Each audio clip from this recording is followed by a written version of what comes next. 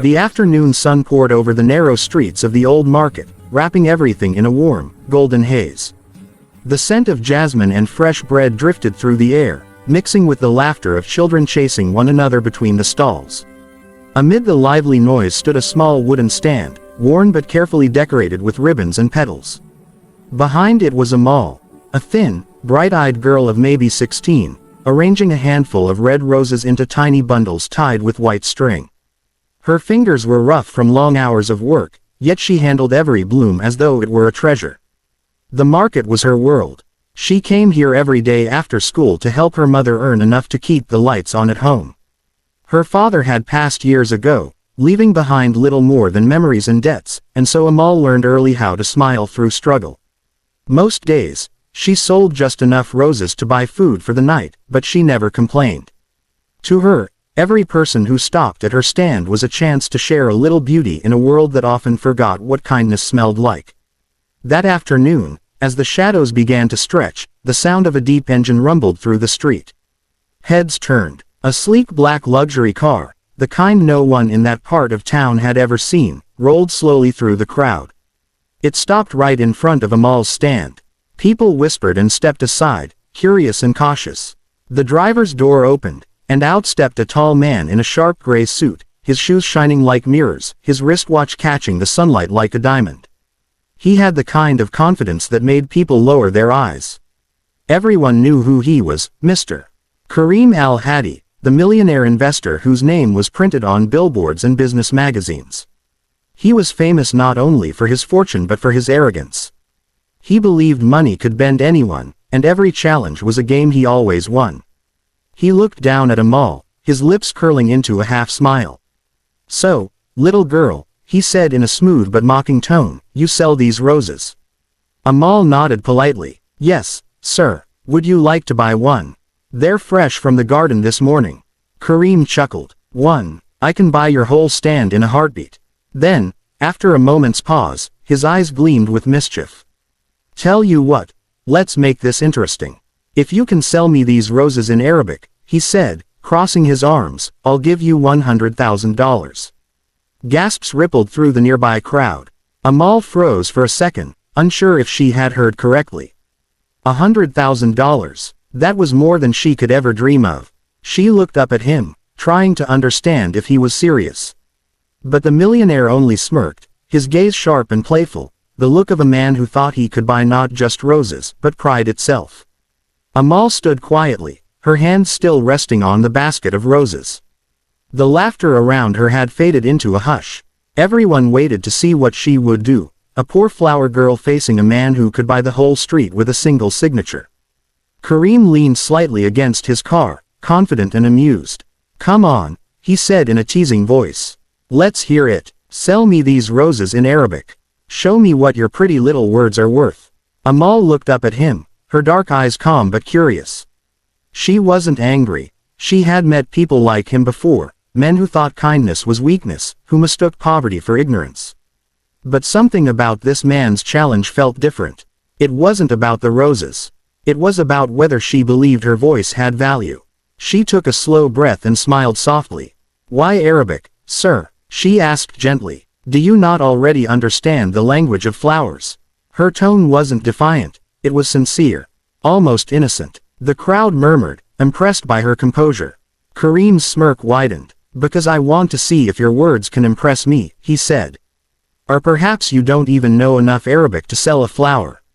His words carried arrogance, but also a hint of curiosity. Deep down, something about her calmness unsettled him. Amal tilted her head slightly, her hands tightening around a single red rosé. She looked at it for a long moment, tracing the soft petals with her thumb. Then she lifted it to her face and whispered, just loud enough for him to hear. The words floated through the air like perfume, soft, graceful, and full of meaning. "A rose cannot be sold," she translated gently, "for it is the heart of the one who gives it." The marketplace fell silent, even the breeze seemed to stop for a moment. Her voice wasn't loud, but every syllable carried warmth, the kind that comes from truth, not pride. Her eyes met his, unshaken and pure. Kareem blinked, his playful expression faltering. Something in that sentence, something in her tone, pierced through his confidence like a shard of memory. He didn't know why, but his heart tightened painfully in his chest. The laughter he'd prepared to release never came. The people around them began to whisper again, admiring Amal's grace. An elderly man nearby nodded approvingly. Wise words, he murmured. Spoken by someone rich in heart. Amal lowered her gaze and placed the rose back in her basket. Some things, she said softly, are not meant to be priced, sir. Karim swallowed hard, trying to recover his composure. He forced a chuckle, but it came out strained. Interesting answer, he muttered, but the arrogance in his voice was fading fast. Inside him, an old wound had begun to stir, a memory he had buried deep beneath years of wealth and pride. And though he didn't realize it yet, those simple Arabic words had already begun to melt the walls around his heart. For a long moment, Karim said nothing. The sounds of the market slowly returned, merchants calling out prices, children laughing, footsteps against cobblestones, but inside him, time had stopped. The girl's words kept echoing in his mind. A rose cannot be sold, for it is the heart of the one who gives it. He stared at Amal, his throat tightening as a distant memory clawed its way back to the surface, one he had spent years trying to forget. It was his mother's voice. The same words, spoken years ago, in the same gentle tone. He remembered her small garden behind their old house, where she grew red roses every spring. As a boy, he had once tried to sell one to a neighbor for pocket money, and she had stopped him with a sad smile, brushing his hair aside as she said, "Never sell a rose, my son. It's a gift of love, not a thing for trade." He hadn't understood then, but now, standing before this poor flower girl, he felt those words pierce straight through his soul. Karim turned his face slightly away, pretending to check his watch, but his hands trembled. Amal watched him silently, unsure what she had done. She didn't know the storm her words had awakened. The people who had gathered began to drift away, thinking the challenge was over, but the man in the expensive suit didn't move.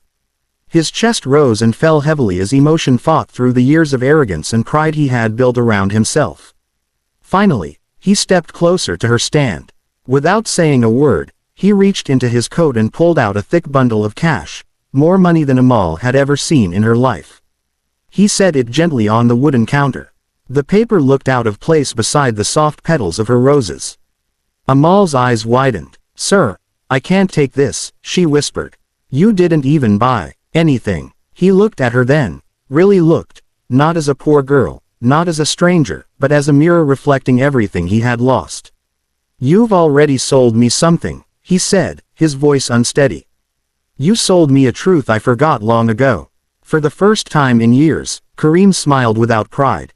It wasn't the smile of a powerful man, it was the smile of someone human again. He picked up one of her roses carefully, as if afraid to damage it, and placed it over his heart.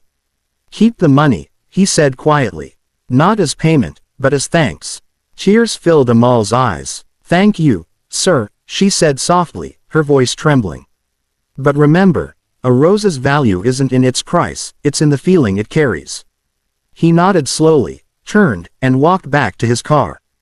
The crowd watched him drive away, but Amal simply looked down at her flowers, a peaceful smile on her lips. Somewhere, she knew, that day, her roses had done more than earn her a living. They had healed a heart.